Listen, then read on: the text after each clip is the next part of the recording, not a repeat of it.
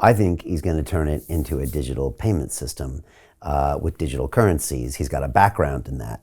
And speaking of that, I wanted to get your thoughts on the big story in the cryptocurrency space over the last couple of weeks, which is this 30-year-old MIT grad, Sam Bankman-Fried, bankrupting his company FTX, which was worth $40 billion at one point, down to zero.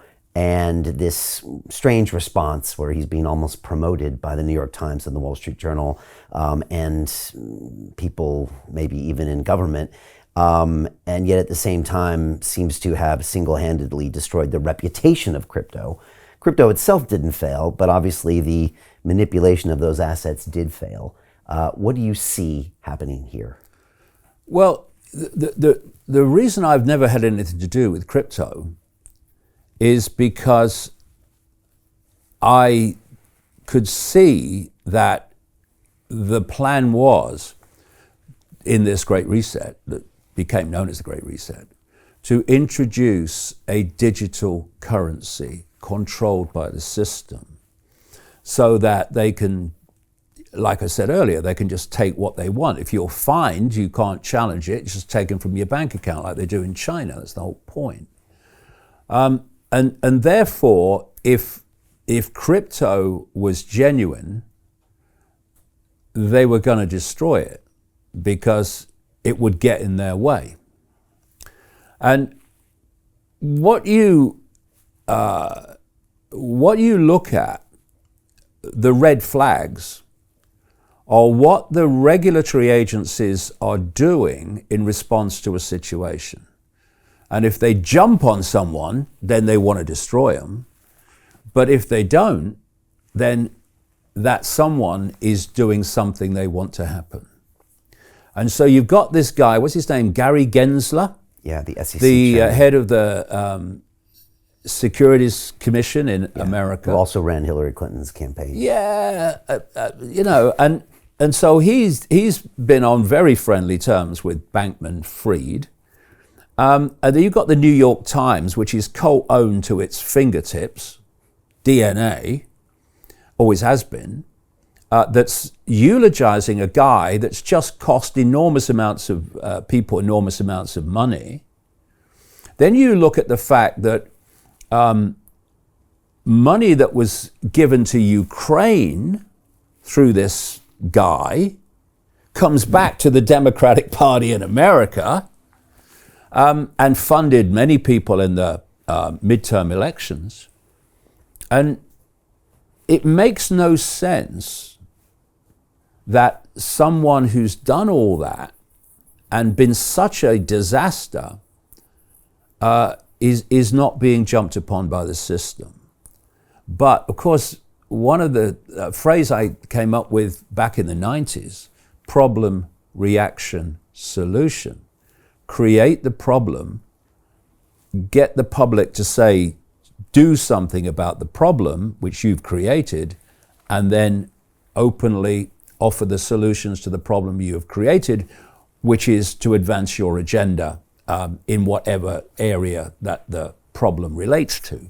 So already now, they're talking about new laws and regulations to target crypto as a result of Bankman-Fried's actions. And, you know, the guy has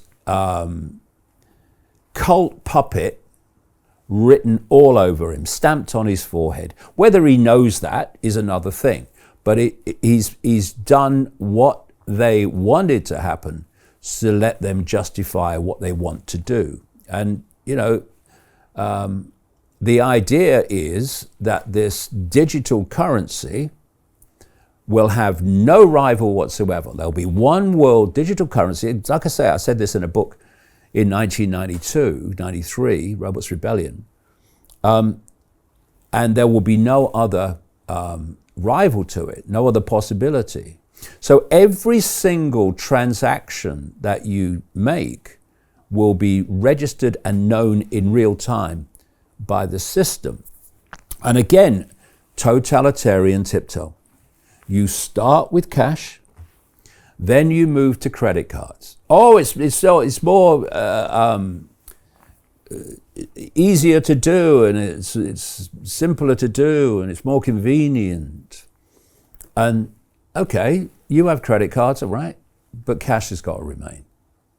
But you don't want cash to remain, you want cash to disappear. So it starts to disappear. They start to take out branches of banks all over the world. This is happening. So you can't go to the bank and deal in cash. They're taking out ATMs all over the world, so you can't get cash. It's a war on cash. Now, what happened, because COVID just keeps on giving, when it started out, it was announced through the World Health Organization, if you remember, very early on, you could get COVID from money, right? So suddenly, in next to no time, I'm asking for a cup of coffee on a little kiosk on the station, and they're telling me I can only pay by card because you can get COVID from money. And all that was to, and it's massively happened so much faster as a result, is to get rid of the use of cash. I was in a supermarket once on the Isle of Wight, Brian, and I wanted to pay cash. And so the guy lifts this little kind of receptacle thing with an handle on it, the checkout guy, and he says, put your money in there, right? I said, well, what's that all about? I knew what it was all about, but what's all that about? Oh, it's COVID. You can get it off cash, right?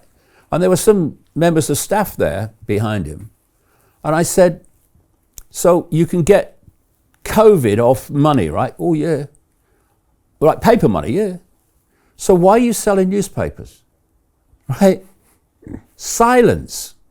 And you notice how the newspapers emphasized at that time, I was watching it very closely, you can get COVID from money, but you can't get it from newspapers. Well, can you explain why that is? No, I'm not going to explain why. I'm just telling you.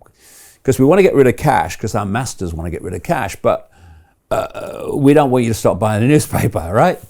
It's insane. The world's insane. It's a madhouse. And once you realize it's a madhouse, it all makes sense. It's when you think you're trying to work out why things are happening and why things have some level of sense about them, that's when you get your nook cooked.